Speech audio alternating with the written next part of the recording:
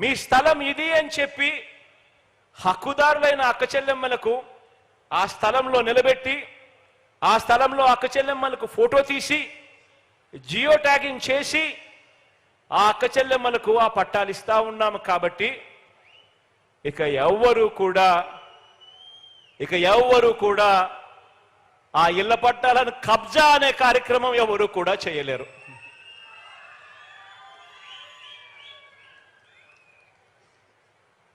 పది సంవత్సరాలు కాగానే ఇవాళ ఇచ్చే అక్క చెల్లెమ్మలకి ఇచ్చే ఈ రిజిస్ట్రేషన్ చేసి ఇస్తా ఉన్న ఈ పట్టాలు 10 సంవత్సరాలు కాగానే ఆటోమేటిక్గా అక్క చెల్లెమ్మలకు అమ్ముకునేందుకు, ఎవరికైనా వారసత్వంగా ఇచ్చేందుకు, లేకపోతే గిఫ్ట్గా అక్క చెల్లెమ్మలు ఎవరికైనా ఇచ్చేందుకు పట్టా భూములు ఉన్న వారికి సమంగా మిగతా హక్కులన్నీ కూడా ఈ పట్టాలు పొందిన పేదలకు కూడా అవే హక్కులే లభిస్తాయి.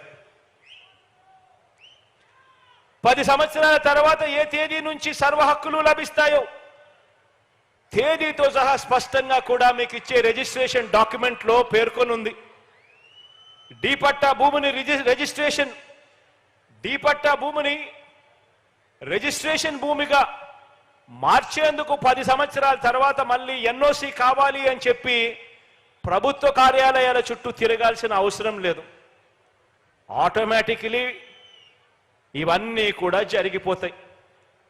అంతేకాదు, రిజిస్ట్రేషన్ డాక్యుమెంట్ మీ చేతుల్లో ఉంది కాబట్టి బ్యాంకు రుణాలు కూడా ఎవరికి కావాలన్నా కూడా సులభంగా తక్కువ వడ్డీకే ఆ అక్క చెల్లెమ్మలకి ఇచ్చే కార్యక్రమం కూడా జరుగుతుంది.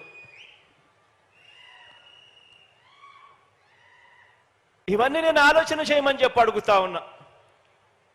ఇవన్నీ కూడా ఎందుకు నేను ఆలోచన చేయమని అడుగుతా ఉన్నాను అని అంటే దానికి కారణం ఏమిటి అని అంటే, ఇంతగా నా అక్క చెల్లెమ్మల గురించి, ఇంతగా నా పేదల గురించి, వారికి ఇచ్చే స్థలాల గురించి, వారికి దక్కాల్సిన హక్కుల గురించి, వారికిచ్చే ఆస్తుల గురించి, ఇంటి స్థలాలు, ఇళ్ల నిర్మాణం ద్వారా వారికి దక్కాల్సిన ఆత్మ గౌరవం గురించి ఇంతగా ఆలోచన చేస్తా ఉన్న ప్రభుత్వం గతంలో ఎప్పుడైనా ఎక్కడైనా చూశారా అని అడుగుతా ఉన్నాను.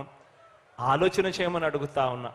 కారణం ఏమిటి అని అంటే, ఆ అక్క చెల్లెమ్మలకు ఒక మంచి అన్నగా, ఆ అక్క చెల్లెమ్మలకు ఒక మంచి తమ్ముడిగా ఈరోజు ఈ ముఖ్యమంత్రి స్థానంలో వాళ్ళ బిడ్డ ఉన్నాడు కాబట్టే ఇవన్నీ కూడా జరుగుతూ ఉన్నాయి అన్నది ప్రతి అక్క చెల్లెమ్మ కూడా ఆలోచన చేయమని కోరుతా ఉన్నాను.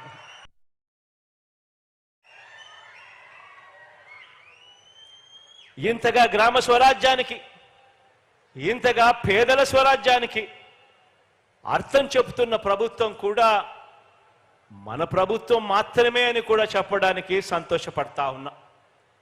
ఇళ్ల స్థలాలు, ఇళ్ల పట్టాల విషయంలో ఎన్నికల మేనిఫెస్టోలో మనం ఏం చెప్పామో తూచా తప్పకుండా పాటిస్తా ఉన్నాం.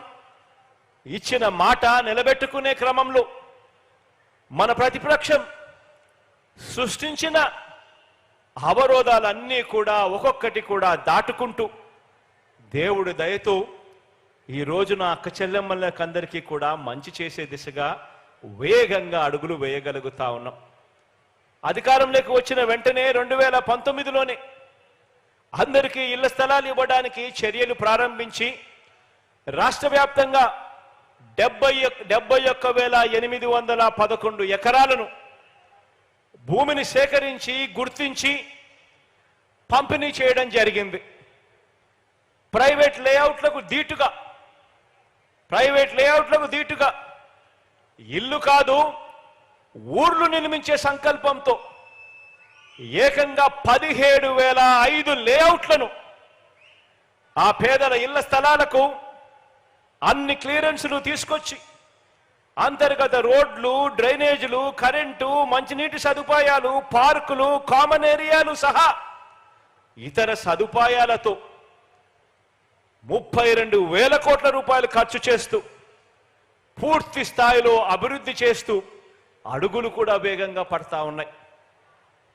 ఇలా ఇచ్చిన స్థలాలలో 22 లక్షల ఇళ్ల నిర్మాణాలు ఇప్పటికే ప్రారంభించడం, ఇప్పటికే 8,90,000 ఇళ్ళు అందులో పూర్తి చేయడం, మిగతా ఇళ్ళు కూడా వివిధ దశల్లో వేగంగా కూడా అడుగులు పడతా ఉన్నాయి, సాగుతా ఉన్నాయి.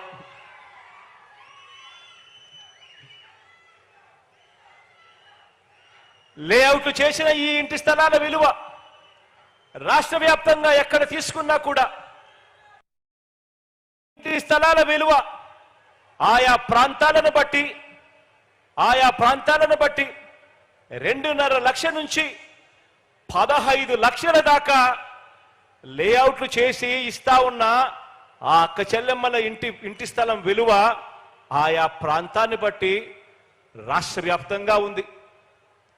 ఇక్కడే ఇదే ఒంగోలులో ఇక్కడే ఇస్తా ఉన్న ఈ లేఅవుట్లలో ఈ 2 లేఅవుట్లలో ఇక్కడే ఇస్తా ఉన్న ఈ 2 లేఅవుట్లలో కాసేపటి కిందట అడిగా ఈ చుట్టుపక్కల ప్రాంతాల్లో ఉన్న లేఅవుట్లు ఎంతున్నాయి రేట్లు అని. ఇక్కడ ఈ అక్క చెల్లెమ్మలకి ఇచ్చే ఈ ఇంటి స్థలం విలువ